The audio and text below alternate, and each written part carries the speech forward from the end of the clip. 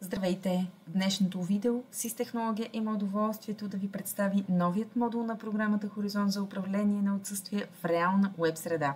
Вече няма да имате нужда от ръчно попълване на хартиени формуляри.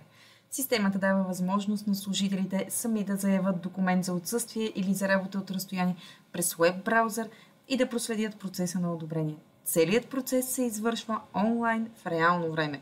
Функционалностите, които предлага Horizon Web, са онлайн подаване на заявление за платен или неплатен отпуск, както и за специални отсъствия, заявяване на болнични отсъствия по медицински причини, както и сканиране на документа, заявяване на работа от разстояние, служебни бележки и приложения.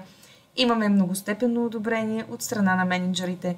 Потребителят винаги има и ясен статус на заявленията, дали е одобрено, чакащо или отказано, както и причината за това.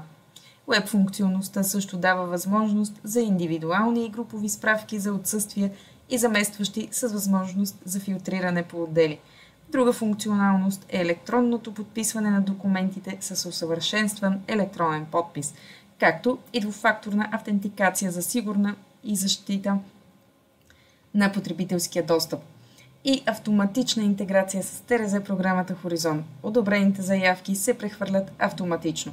Обработването на заявените документи става изключително бързо и лесно с избирането на един бутон, което спестява време. Страните, участващи в процеса, са 3. Служителите, които подават заявка за документ, менеджер, който одобрява или отказва заявката и ТРЗ, който обработва документите в десктоп програмата Horizon. Сайтът за вход в мобилната версия е достъпен както от браузър, така и от мобилно устройство. А сега ще ви покажа и стъпките за заявяване на отпуск на служител. Това е профилът на служителят. От тук заяви отпуск, избира датата, на която иска да отсъства, дали да бъде платен или неплатен, или специален, и с запис, преди да я изпрати за одобрение към менеджера, има възможност да коригира или да изтрие или да разпечата. Заявява отпускът, подписва и неговото заявление вече е изпратено към менеджера. Профилът на менеджера, той веднага получава нотификация, че има чакащ документ за одобрение в неговият администраторски профил. Ето го заявлението, има възможност да одобри или да откаже. След като одобри или откаже заявлението, то вече се прехвърля в останалите менюта одобрени или отказани, където седи и архив на всички документи.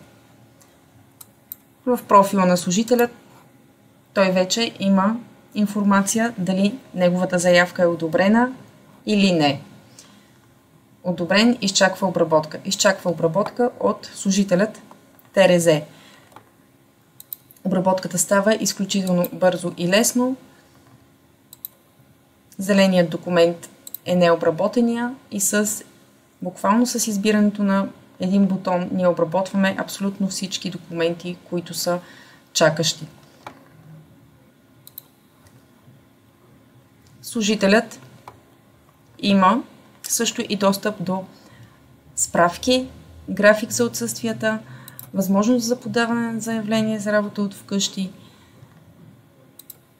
болничен, както и други документи.